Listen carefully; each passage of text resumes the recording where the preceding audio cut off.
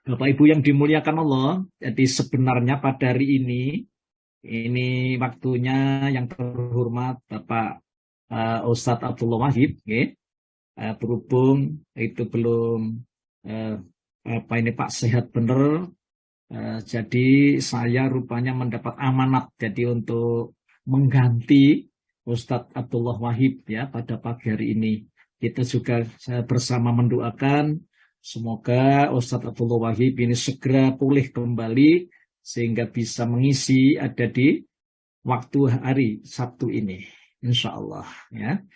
Nah, Bapak Ibu, karena memang saya mendapat amanat ya dalam bidang sirah, maka saya akan melanjutkan pada pagi hari ini masih tetap berkutat ya mengenai masalah ya Nabi Isa ya, alaihi salam. Jadi ini saya mengambil topik kita ingin mengungkap begitu ya tragedi makarnya orang-orang yang beragama Yahudi. Ya, makarnya orang-orang yang beragama Yahudi terhadap Isa Al-Masih dan peristiwa pengangkatan beliau ya kehadirat Allah ya serta kedatangannya ya kembali yang dijanjikan ini ada di muka bumi pada akhir zaman. Begitu yang bisa saya apa namanya Pak saya kasih topik gitu. Ketahuilah Bapak Ibu ya Nabi Isa ini memang memiliki kedudukan yang sangat penting ya dalam doktrin tiga agama. Nah, ya, termasuk agama Nasrani, agama Yahudi, dan agama kita Islam. Jadi beliau itu memiliki kedudukan yang sangat penting. Jadi masing-masing agama ini memiliki doktrin dan keyakinan yang berbeda-beda ya terhadap Nabi Isa ini. Ya, terkadang itu sangat bertolak belakang, itu termasuk orang-orang Yahudi yang sangat benci kepada Nabi Isa. Orang-orang Yahudi tidak mengakui bahwa Isa itu Nabi dan Rasul. Kan bertolak belakang ya.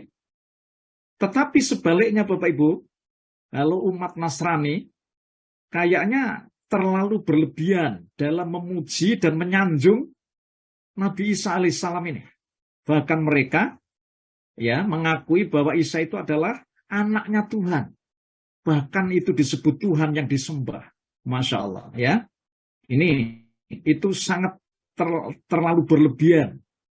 Nah, akan tetapi kita sebagai orang Muslim yang meyakini utusan Allah yang diutus ya menjadi seorang nabi dan rasul seperti hujannya nabi-nabi yang sudah diutus oleh Allah dan Allah memberikan anugerah mukjizat. Beliau dilahirkan ya tanpa bapak. Kemudian pada waktu masih bayi Nabi Isa ini Bapak Ibu sudah bisa berkata-kata ya dengan manusia. Masya Allah. Ya. Bapak Ibu yang dimuliakan Allah Subhanahu wa Ta'ala, di dalam Al-Quran, ya, kisah ya yang disampaikan oleh Allah kepada kita mengenai masalah Nabi Isa ini, rupanya juga sudah cukup banyak, ya, tergolong termasuk kisah yang cukup lengkap. Ya, Allah memaparkannya. Bahkan itu saya meneliti, Bapak Ibu, ada di Kamus Al-Quran, ya Kamus Al-Quran, itu saya petakan, misalnya ada di dalam surat Al-Imran, itu ya ada, ya ayat yang ke-42 sampai 53 itu, ada di surat Maryam, Bapak Ibu, ya ayat 16 sampai 36. Dalam surat At-Tahrim, surat yang ke-66, ya, ayat yang ke-12. Nah, mengenai kenabiannya beserta mukjizatnya juga terdapat di dalam surat Al-Imran, ya, ayat yang ke-49. Surat An-Nisa, surat yang keempat, ya, ayat yang ke-163. Kemudian ada surat Al-Maidah, ya, ayat yang ke-110. Kemudian juga ayat yang ke-117 dan lain-lain. Sangat banyak rupanya Allah ya menceritakan kisah Nabi Isa alaihissalam di dalam Al-Quran ini. Masya Allah. Nih. Bapak Ibu yang dimuliakan Allah, ngeten. Namun, dari sekian banyak peristiwa, ya, atau kisah yang terjadi pada kehidupan Nabi Isa alaihissalam ini, saya sedikit di sini Bapak Ibu untuk membahas yaitu sekurang-kurangnya 3 hal yang penting yang perlu untuk dibahas lebih mendalam ini, yakni mengenai masalah proses penyelamatan yang dilakukan Allah terhadap Nabi Isa alaihissalam ketika orang-orang Yahudi ya ingin membunuhnya dengan cara yang sangat sadis. Nonton.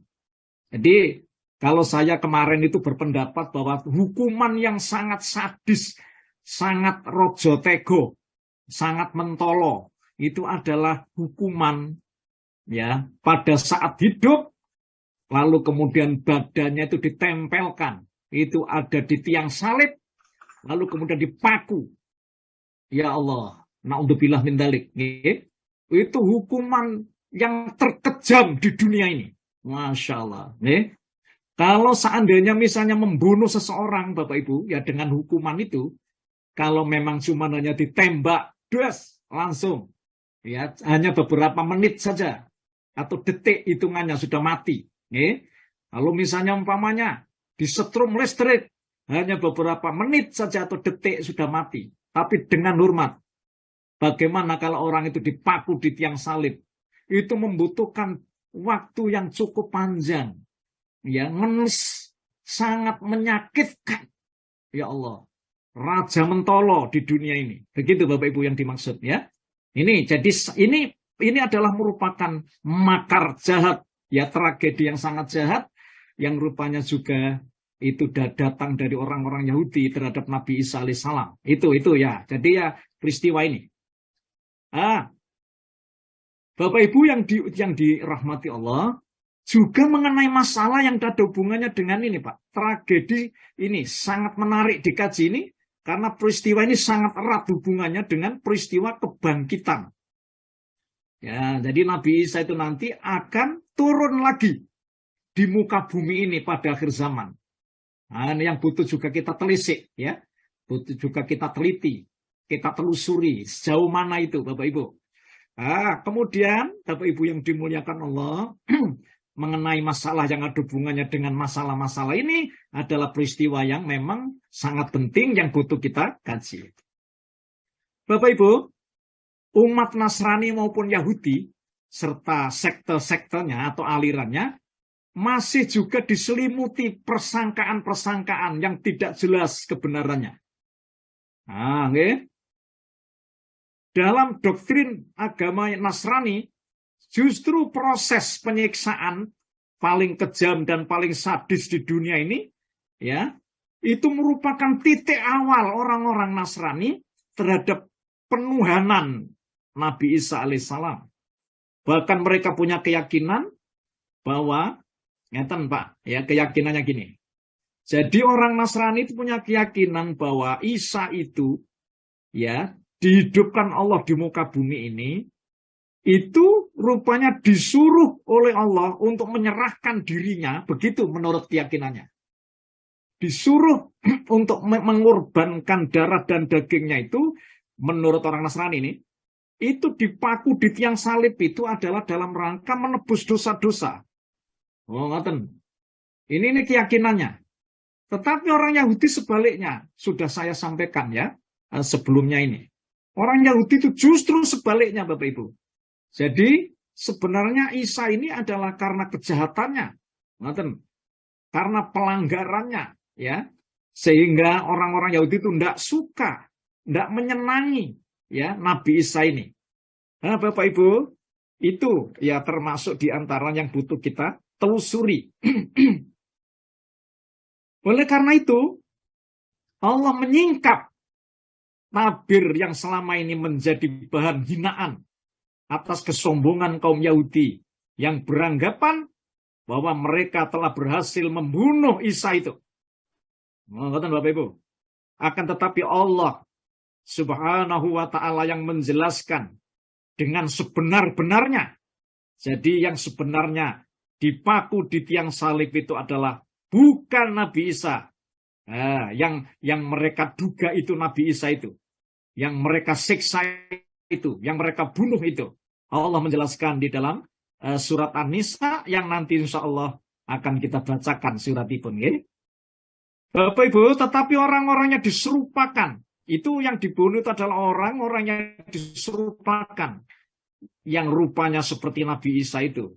Ini Allah, Bapak Ibu, yang ngomong gitu tuh Gusti Allah. Ya, jangan begini. Nah, itu Isa apa enggak? Padahal disebut di dalam Quran sudah jelas sekali bahwa itu orang yang wajah dan postur tubuhnya mirip dengan Nabi Isa yang mereka tangkap itu. Itu Gusti Allah yang ngomong. Dan itu sudah banyak para penafsir, ya, para penafsir kenamaan, pakar-pakar tafsir. Jadi itu memberitahukan bahwa itu bukan Isa, tetapi orang yang memang ditangkap itu seperti kayak Isa, tetapi bukan Isa. Karena memang orang-orang yang menangkap itu sendiri cuman hanya mendapat instruksi dari penguasa raja untuk menangkap itu. Padahal mereka sendiri pun juga tidak mengetahui Bapak Ibu wajah postur tubuhnya Isa yang sebenarnya itu. Bapak Ibu yang dimuliakan Allah Subhanahu wa ta'ala. Berangkat dari berbagai pernyataan tersebut, maka kita ini ingin mengkaji untuk membahas pandangan secara teologis seputar kewafatan yang mereka anggap wafat atau meninggal itu Nabi Isa, dan kebangkitan Nabi Isa pada akhir zaman. Bapak Ibu yang dimuliakan Allah, ngeten, Pada beberapa pertemuan yang lalu telah kita bahas tentang bahwa Nabi Isa itu diangkat menjadi nabi pada umur 30 tahun. Kemarin sudah saya sampaikan, bahwa Nabi Isa itu diangkat menjadi nabi, umurnya itu 30 tahun, Bapak Ibu. Akan tetapi beliau telah diangkat ke hadirat Allah itu sebelum mencapai umur 40 tahun. Itu sudah saya sampaikan kemarin. Allah juga telah menjelaskan eksistensinya, bahwa beliau telah diangkat menjadi seorang nabi dan rasul. Monggo, nuwun sewu ini Pak Jian. Wati Ustaz, Wati yang menerjemahkan. Ya Ustaz. Ya Ustaz, putus-putus Wati. Halo? Yang baca terjemahnya Baji? Iya Bu Wati. Surat apa Ustaz? Nah, sampun, siap nggih. Niki panjenengan buka, Bu. Surat 61. 61 nggih Ustaz. Monggo bisa dibuka. Surat 61. Surat As-Saff ayat 6, Bu. Monggo, ini saya bacakan ya. Ustaz, siap. Oke, saya bacakan. A'udzu billahi minasyaitonir rajim. Wa idh qala Isa bin Maryam ya bani Israila inni rasulullahi ilaikum. Inni rasulullahi ilaikum musaddiqan lima baina yadayya minat Taurah. Musaddiqan lima baina yadayya minat Taurati wa mubashiran bi rasuli ya'ti min ba'di ismuhu Ahmad. Falamma ja'ahum bil bayinati qalu hadha sihrun mubin. Enggak Baji. Ingatlah ketika Isa putra Allah, wah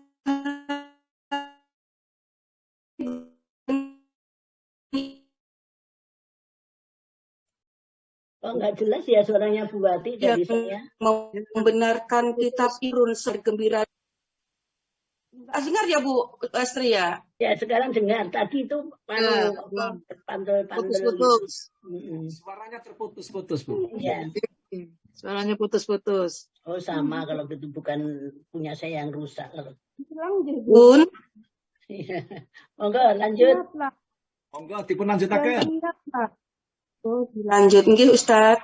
Yaitu Taurat dan memberi kabar gembira dengan seorang rasul yang akan datang setelahku yang namanya Ahmad atau Muhammad. Namun ketika rasul itu datang kepada mereka dengan membawa bukti-bukti yang nyata, mereka berkata, ini adalah sihir yang nyata. Baik, alhamdulillah. Ayat ini kan nggih, memberitahukan kepada kita bukti bahwa Nabi Isa itu benar-benar utusan Allah yang diutus untuk golongan Bani Israel. Kemudian yang kedua, ayat ini memberitahukan kepada kita bahwa beliau itu melanjutkan ya itu syariatnya Nabi Musa alaihis salam. Kemudian yang ketiga, ayat ini memberitahukan kepada kita bahwa Nabi Isa itu memberitahu bahwa nanti akan datang sesudahku seorang Nabi dan Rasul yang namanya Ahmad, yaitu Nabi kita Muhammad Sallallahu Alaihi Wasallam. Bapak Ibu terang ya ayat ini. Ayat ini berarti merupakan eksistensi diutusnya Nabi Isa alaihissalam, dan kita sebagai orang yang beragama Islam, umatnya Nabi Muhammad ini, jelas-jelas kita disuruh oleh Allah untuk beriman, meyakini bahwa Nabi Isa itu adalah seorang Nabi dan Rasul. Bapak Ibu yang dimuliakan Allah Subhanahu wa Ta'ala, maka diutuslah oleh Allah Nabi Isa putra Maryam ini, dan beliau itu Bapak Ibu berdakwah kepada Bani Israel. Ya, kepada Bani Israel. Tetapi ketahuilah Bapak Ibu, Bani Israel ini ada yang berbangsa Yahudi. Ya, ada yang berbangsa Yahudi. Wah, bangsa Yahudi ini ada yang taat gitu kepada Nabi Musa, yang taat juga kepada Nabi Isa, Bapak Ibu. Taat. Tetapi ada yang tidak taat. Ya, yang tidak taat ini Bapak Ibu menciptakan agama baru namanya agama Yahudi. Jadi agama Yahudi itu bukan agama samawi, bukan agama wahyu dari Allah, tetapi itu agama budaya. Kemudian demikian pula ketika Nabi Isa itu diutus untuk kaum Bani Israel ini, umatnya ini ada yang beriman pada Nabi Isa. Termasuk ya sahabat-sahabatnya yang namanya Al-Hawariyun ini, Al-Hawariyun itu termasuk ya orang-orang Bani Israel yang menjadi sahabat Nabi Isa, ya penolong Nabi Isa, setia kepada Nabi Isa. Tetapi ada yang kebablasan. Kebablasan menganggap Nabi Isa itu anaknya Gusti Allah. Betul loh ya. Ini yang kebablasan ini. Lah, kemudian yang menganggap Isa itu anaknya Allah ini lalu menciptakan agama baru, yaitu agama Nasoro, agama Nasrani. Yang kemarin sudah saya sampaikan itu Bapak Ibu, itu diambil dikonotasikan dengan Nasaret, ada yang dikonotasikan dengan penolong itu, ya. Nah, itu agama yang diciptakan. Dan itu Bapak Ibu, kemarin sudah saya sampaikan, 300 tahun sesudah Isa itu wafat, sesudah Isa itu diangkat oleh Allah itu ya, maksudnya, iya, yang diangkat oleh Allah itu, lalu kemudian muncullah ya namanya Injil Matius, Injil Lukas, ya Injil Yohanes dan lain-lain itu gitu nggih. Nah, lalu kemudian aja namanya Injil Barnabas, itu yang kemarin sudah saya sampaikan. Dan Injil Barnabas itu adalah kitab yang mirip ya dengan kitab Al-Qur'an ya, yang isinya itu menyatakan bahwa Isa itu adalah utusan Allah, hamba Allah yang diutus gitu. Jadi bukan anaknya Tuhan, bukan anaknya Allah menurut mereka. Begitu ibu-ibu yang dimuliakan Allah. Jadi komunitas inilah ya sebagai ladang dakwah Nabi Isa alaihi salam. Akan tetapi Bapak Ibu, mereka rupanya menentang. Banyak yang menentang Nabi Isa. Termasuk orang Yahudi itu bertentangan dengan Nabi Isa. Bahkan mereka sangat benci kepada Nabi Isa. Sedangkan yang satu ini setia dengan Nabi Isa. Tetapi mereka mempunyai keyakinan bahwa Isa itu mengorbankan darah dan dagingnya dipaku di tiang salib itu adalah dalam rangka untuk menebus dosa. Ini kebablasan yang satu ini. Sehingga Isa itu tetap dianggap anak Tuhan. Memang Bapak Ibu yang dimuliakan Allah, kemarin sudah saya sampaikan, ya, mayoritas ulama, jadi kebanyakan ulama itu mengatakan bahwa Allah mengutus setiap nabi itu dengan dibekali mukjizat, ya. Termasuk Nabi Musa itu dibekali mukjizat Bapak Ibu dengan tongkatnya. Ya, yang bisa membelah laut dengan tongkatnya itu yang bisa Allah anugerahkan itu atas izin Allah bisa menjadi ular yang besar, ya. Kemudian juga kalau Nabi Muhammad SAW itu diberi mukjizat oleh Allah, ya, itu ada peristiwa yang spektakuler itu, ya, Isra Mi'raj itu spektakuler itu, teknologi canggih itu, ya. Kalau sekarang ini umatnya Nabi Muhammad itu Bapak Ibu. Kemudian dengan adanya para masastra, ya, orang-orang Arab itu jor-joran yang mengenai membuat syair, maksudnya itu puisi-puisi yang indah-indah. Lalu kemudian Allah menurunkan kitab suci Al-Quran itu yang tidak tertandingi, ya, dari sudut pandang para masastranya. Demikian pula Bapak Ibu Nabi Isa dibekali oleh Allah dengan beberapa mukjizat, Masya Allah, ya. Nah, itu Bapak Ibu yang dimuliakan Allah. Ini namanya seorang nabi dan rasul itu Ibu yang dimuliakan Allah, ya, karena rupanya mereka itu merasa tersaingi. Walaupun demikian Nabi Isa itu menghadapi tantangan yang sangat berat dari orang-orang Yahudi laknatullah itu. Mereka selalu menentang dan memusuhi Nabi Isa itu. Ketika beliau berdakwah, terutama ya dari para dukun-dukun, ya, para peramal, ya, sudah juga dari rahib-rahib dan para pendeta-pendeta mereka. Maka terjadilah perdebatan yang sangat bertentangan dengan syariat yang dibawa oleh Nabi Isa itu sendiri. Ya, dalam masalah-masalah keyakinan, masalah-masalah keagamaan. Bapak Ibu yang dimuliakan Allah, ya. Nah, oleh karena itu akhirnya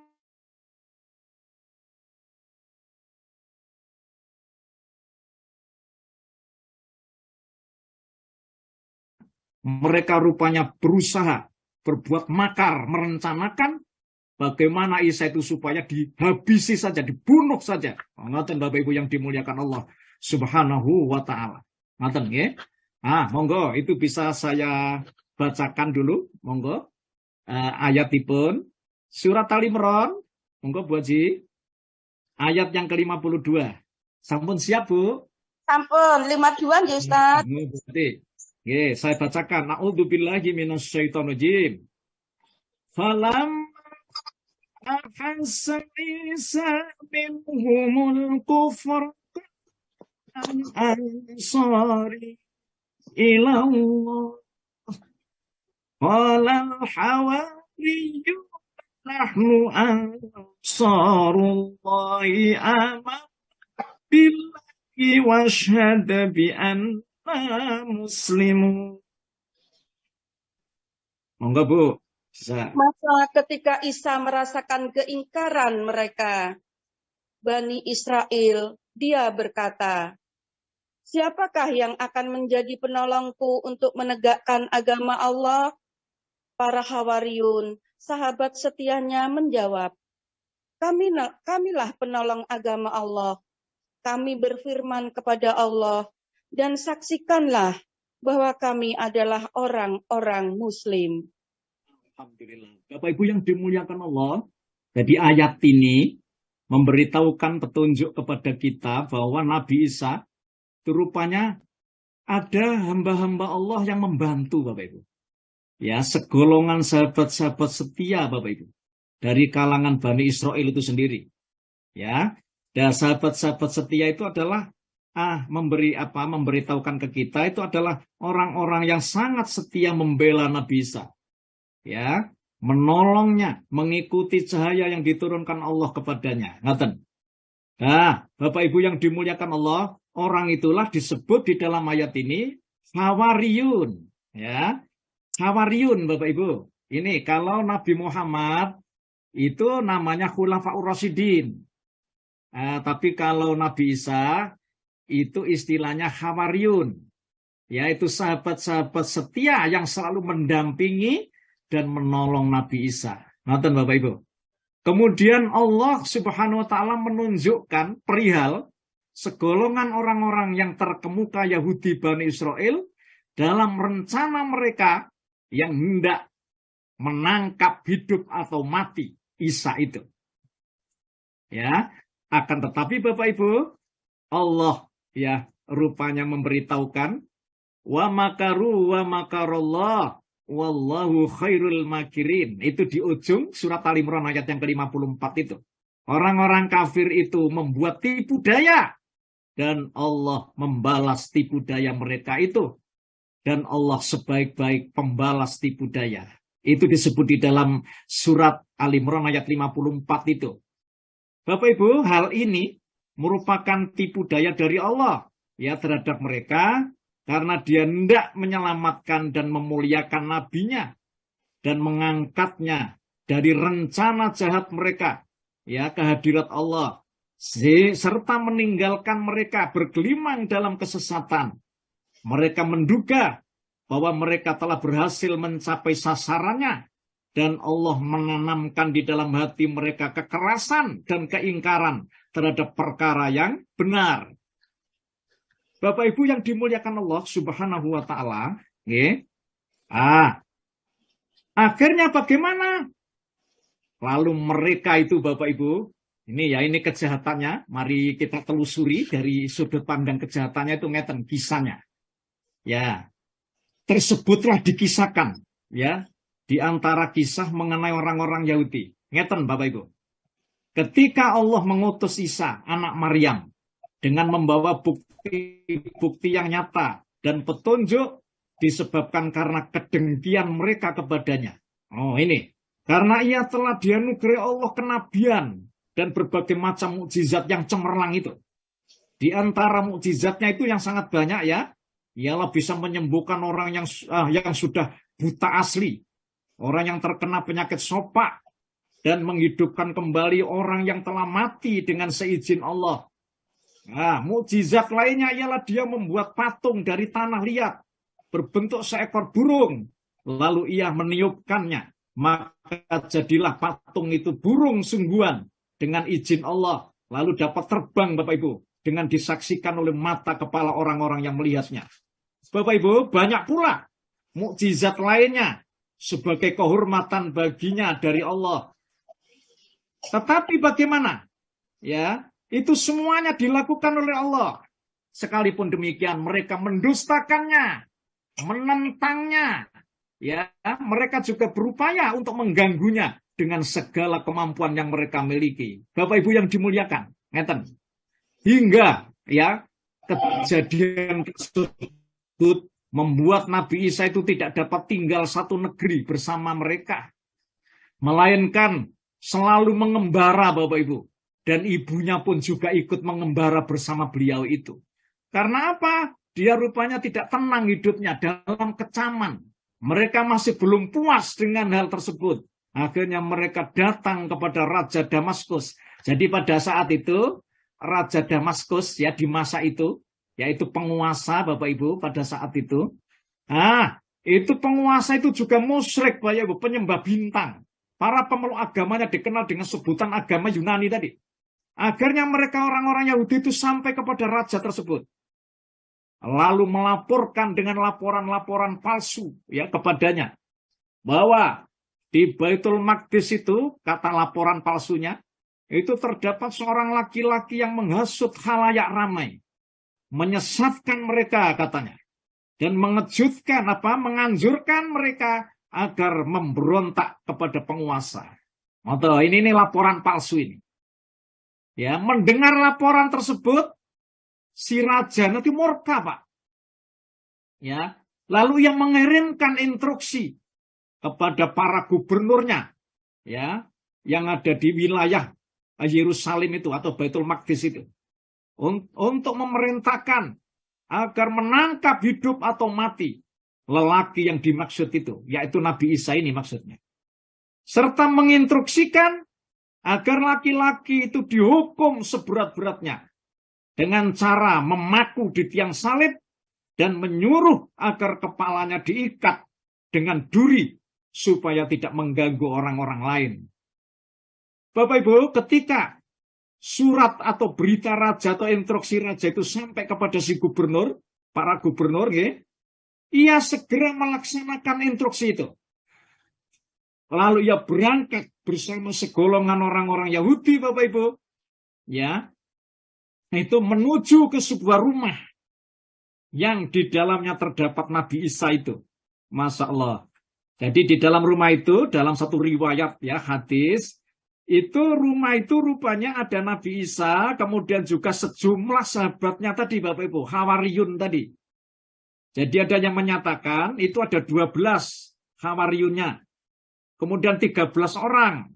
Jadi menurut pendapat yang lain, itu ada 17 orang ada di dalam rumah itu, Bapak Ibu. Tragedi ini terjadi pada hari Jumat. Sesudah waktu asar. Yaitu petang hari Sabtu. Mereka mengepung rumah tersebut. Masya Allah. Di saat-saat kejadian yang tragis ini, menimpa Nabi Isa. Maka Allah ceritakan, Bapak Ibu. Monggo, ini bisa siapkan. Surat 3, monggo Bu. Surat 3 ayat yang ke-55. Monggo, bisa saya bacakan Ibu. A'udzubillahi minasyaitonir rajim. Nggih, Bu Wati. Ya, saya bacakan, Bu. In qala Allahu ya inni mutawaffika wa rafi'uka ilayya wa mutahhiruka minal ladzina kafaru wa ja'ilul ladzina tabauka fawqal ladzina kafaru ila yaumil qiyamati thumma ilayya marji'ukum fahkum bainakum fima kuntum fihi takhtalifun. Ayat pinten Ustaz? Ayat yang ke-55, Baji. Ya, surat Al-Imran, ayat yang ke-55. Monggo. Ingatlah ketika Allah berfirman, wahai Isa, aku mengambilmu dan mengangkatmu kepadaku, serta menyucikanmu dari orang-orang yang kafir. Dan jadikanlah orang-orang yang mengikutimu di atas orang-orang yang kafir hingga hari kiamat. Kemudian kepadaku engkau kembali, lalu aku beri keputusan tentang apa yang kamu perselisihkan. Ya, Bapak Ibu yang dimuliakan Allah. Jadi ini kejadian ya, tragedi ini langsung kemudian ditangkap oleh Nabi Isa. Ketika Nabi Isa merasakan bahwa mereka itu pasti dapat memasuki rumah itu, Bapak Ibu, atau dia terpaksa keluar rumah dan akhirnya nuwun sewu ini, ya, itu akan berjumpa dengan ini golongan Yahudi yang mau menangkap ini. Maka ia berkata kepada sahabat-sahabatnya yang tadi, Bapak Ibu ya, yang ada dalam rumah itu, wahai sahabat-sahabatku, siapakah di antara kalian yang mau diserupakan seperti diriku? Kelak, ya, nanti kalian akan menjadi temanku di surga. Begitu, menurut ulama-ulama tafsir. Ya. Maka majulah seorang pemuda, Bapak Ibu, yang rela berperan sebagai Nabi Isa itu. Tetapi Nabi Isa memandang pemuda itu masih terlalu hijau untuk melakukannya. Maka ia mengulangi permintaannya sebanyak 2 kali. Bahkan ada yang menyatakan sampai 3 kali. Siapa di antara kalian yang mau diserupakan seperti diriku? Kelak nanti kamu akan menjadi temanku di surga. Bapak Ibu ketahuilah, ya, maka ia mengulangi permintaannya itu. Akan tetapi, apa yang terjadi? Maka anak itu atau pemuda itu saja yang siap maju, ya, untuk membela Nabi Isa, ya. Oleh karena itu Nabi Isa ngomong, kalau memang demikian, maka jadilah kamu seperti diriku. Maka Allah menjadikan pemuda ini, muridnya Nabi Isa ini, mirip seperti Nabi Isa. Sehingga seakan dia memang Nabi Isa sendiri, Bapak Ibu. Lah, Bapak Ibu yang dimuliakan Allah Subhanahu wa Ta'ala, di dalam tafsir Ibnu Katsir ya dijelaskan bahwa kebanyakan ulama mengatakan bahwa yang dimaksud dengan kata mutawafik, itu ada kata-kata mutawafik, itu dalam ayat ini adalah punya pengertian tidur. Nah, jadi dituduh seperti pengertian yang terkandung di dalam firman Allah. Ini, nuwun sewu. Panjenengan buka, ada di surat Al-An'am. Monggo Bu Haji, silakan. Nah, surat Al-An'am, surat yang ke-6 ayat 60. Monggo, itu dipersilakan.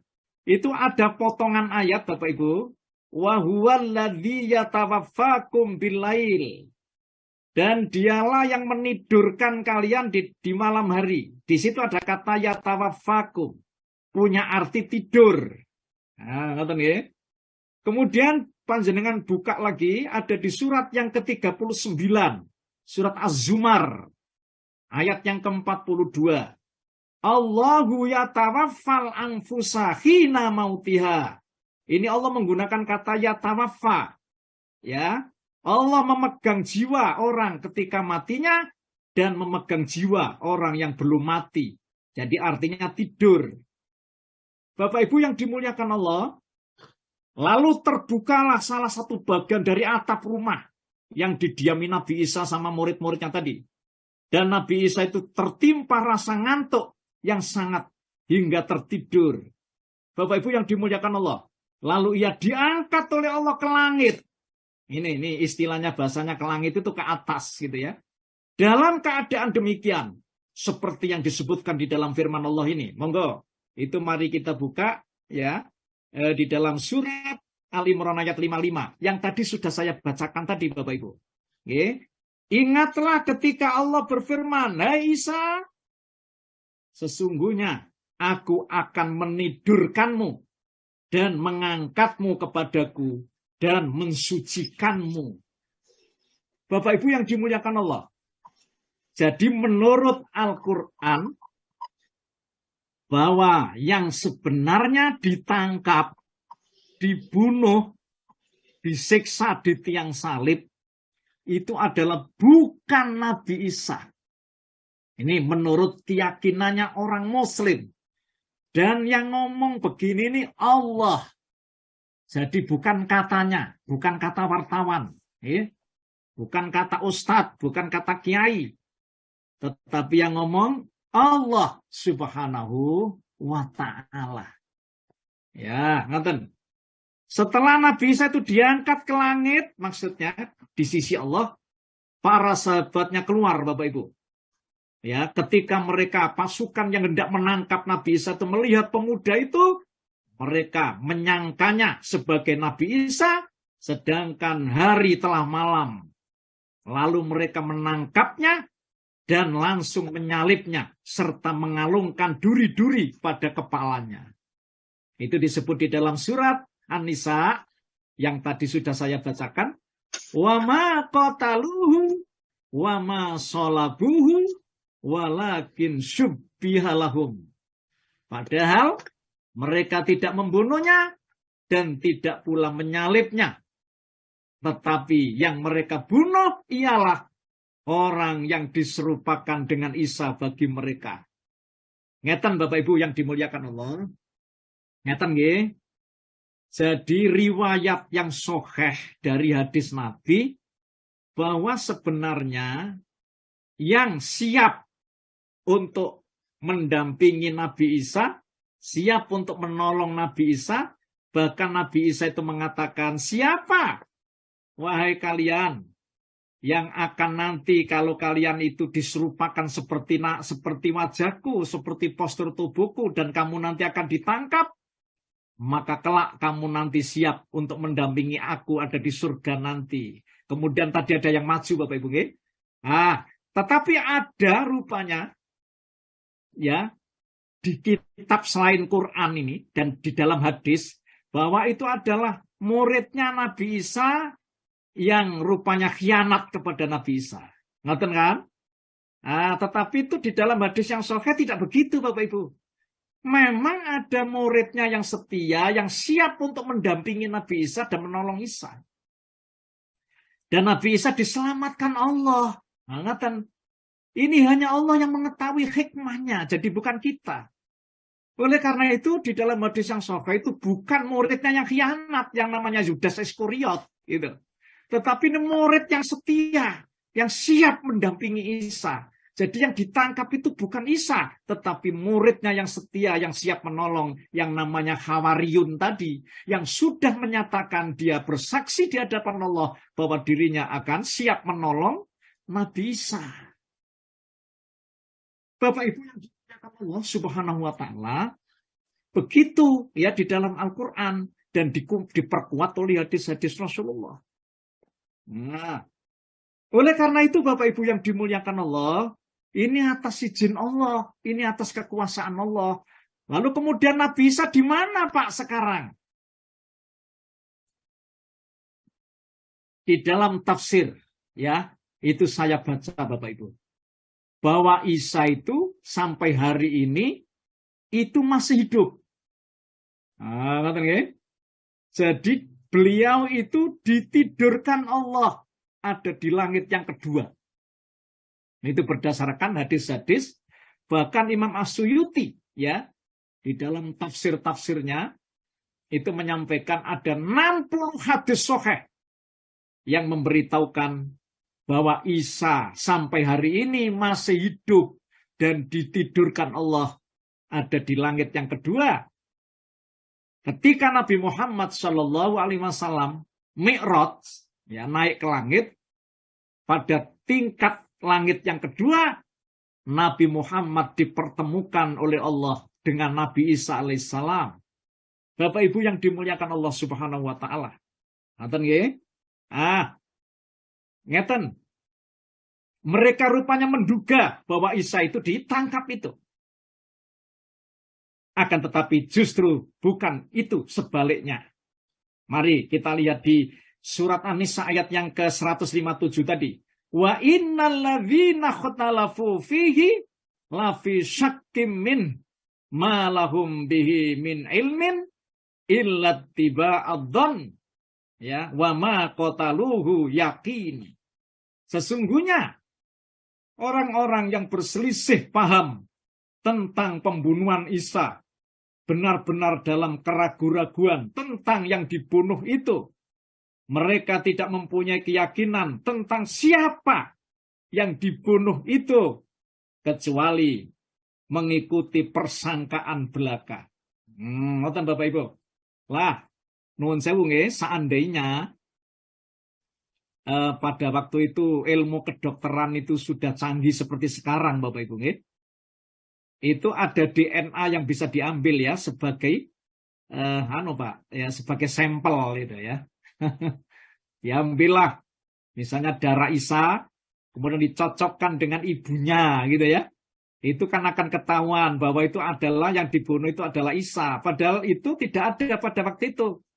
Maka ya sampai hari ini mereka itu rupanya dalam persangkaan-persangkaan itu. Apakah itu memang betul-betul Isa? Apa tidak? Tetapi Allah mengungkap ya dengan sebenar-benarnya bahwa mereka juga ragu siapa sebenarnya yang mereka bunuh dan mereka salib itu. Masya Allah. Dan Allah juga menjelaskan bahwa Isa itu diangkat oleh Allah di sisinya. Bapak Ibu yang dimuliakan Allah, itu ada di surah yang keempat, surat An-Nisa. Nggih, monggo Bu Wati, saya bacakan. Ayat Ya, berapa? ayat 158, Bu. Monggo, ayat 158, Bu. Nggih, Ustaz, sampun. Barrafa'allahu ilaih wa kana Allahu azizan hakima. Monggo, Bu. Tetapi Allah telah mengangkat Isa ke hadiratnya. Allah Maha Perkasa, Maha Bijaksana. Bapak Ibu yang dimuliakan Allah, mengangkat Isa. Mengangkat Isa ini menurut kebanyakan ulama tafsir, menurut kebanyakan ya, diangkat ini adalah Allah itu memuliakan Nabi Isa, menyelamatkan Nabi Isa, ya, dari makar jahatnya itu, ya. Jadi Allah menyelamatkan. Ini adalah Allah menyelamatkan. Jadi bukan berarti rofa'a itu punya arti Allah membunuh, bukan, atau mematikan. Itu tidak sesuai dengan kata rofa'ahullah itu. Jadi barofa'ahu itu artinya mengangkat, itu artinya memuliakan Nabi Isa, kemudian Isa itu diselamatkan ya dari kejaran-kejaran atau dugaan-dugaan penangkapan orang-orang Yahudi itu, yang mereka rupanya mengejek dengan kesombongannya bahwa mereka telah membunuh Isa itu. Isa diagungkan Allah, Isa diselamatkan oleh Allah, dan Isa sekarang posisinya ada di langit yang kedua. Dia ditidurkan Allah. Beliau belum wafat, dan Allah menjanjikan nanti Isa itu akan turun lagi untuk mengklarifikasi dirinya, bahwa dirinya itu adalah bukan anak Tuhan yang selama ini dituduhkan kepadanya. Nabi Isa nanti akan menjelaskan sejelas-jelasnya bahwa aku ini adalah hamba Allah, aku ini utusan Allah, bukan seperti apa yang kamu duga selama ini, bahwa aku adalah anaknya Tuhan, yang menurut mereka katanya mati di tiang salib, lalu dikubur selama 3 hari, lalu bangkit, kemudian dia berada di sisi ayahnya atau bapaknya yang namanya Allah itu. Begitu menurut dugaan orang yang beragama Nasrani. Bapak Ibu yang dimuliakan Allah, jadi ayat ini sangat terang. Lalu kemudian ada ayat lagi 159, monggo. Itu saya bacakan, monggo Bu Haji. Saya bacakan. Wa inna min ahli kitabi illa la yu'minan bihi qabla mauti wa yawmal qiyamati yakunu alaihim syahida. Surat berapa, Ustaz? Ayat 159, Bu, lanjutannya. Suratnya? Suratnya An-Nisa. sami, Bu, surat An-Nisa, Baji. Surat yang keempat, ayat 159. Nggih, leres. Tidak ada seorang pun di antara ahli kitab yang tidak beriman kepadanya, kepada Isa, menjelang kematiannya. Dan pada hari kiamat, dia atau Isa akan menjadi saksi mereka. Iya, Bapak Ibu yang dimuliakan Allah, jadi ayat ini ngeten. Ibnu Katsir dalam tafsirnya, ya, beliau berpendapat menyampaikan, ya, ini pendapat yang paling kuat kata beliau, yang diyakini oleh para ahli ilmu, bahwa kembalinya 2 dhamir atau kata ganti ini gini, Bu, kata ganti illa layu minun nabihi bihi qabla mautihi, itu ada hihi itu kan kata ganti, Pak. Itu kembali kepada Isa. Jadi ngeten, tidak ada seorang pun dari ahli kitab kecuali akan beriman kepada Isa, kepada Isa. Sebelum kematiannya, ke Isa. Itu dhamir kata ganti itu menurut tafsir Ibnu Katsir kembali kepada Isa. Ya, oleh karena itu Isa ini pula ya diyakini. Jadi menurut Imam At-Tabari, ya, Ibnu Jarir At-Tabari berdasarkan riwayat Ibnu Basar dari Ibnu Abbas, kedua dhamir tersebut kembali kepada Isa. Jadi artinya adalah bahwa siapapun dari ahli kitab, dari ahli kitab itu berarti umat sebelum Nabi Muhammad, Bapak Ibu, yang dulu sudah pernah beriman pada kitab-kitab Taurat, kitab Zabur, kitab Injil, yang itu ditafsiri adalah orang Yahudi dan Nasrani itu, gitu nggih? Itu ahli kitab. Lalu bagaimana? Itu nanti pasti akan beriman kepada Nabi Isa. Nanti pada waktu Isa itu turun. Sebelum kematian Isa itu. Dan keadaan ini akan terjadi nanti pada akhir zaman. Ketika ia turun kembali untuk membunuh Dajjal. Dan sebagai pemimpin yang adil. Ya istilahnya itu Ratu Adil. Ya. Jadi pendapat ini Bapak Ibu dianut oleh beberapa ulama tafsir, Imam Qatadah, ya Abdurrahman bin Zaid bin Aslam, ya Imam Abu Malik, Abu Hatim dan Ad-Dahab. Ya, itu semuanya menafsirkan bahwa Isa itu masih hidup dan nanti akan turun. Pada saat Nabi Isa turun itu beliau menjelaskan bahwa dirinya adalah seorang nabi dan rasul, dan kemudian para ahli kitab yang hidup pada waktu itu dia akan beriman kepada Nabi Isa sebelum wafatnya Nabi Isa nanti. Jadi Nabi Isa itu masih hidup sebelum wafatnya Nabi Isa.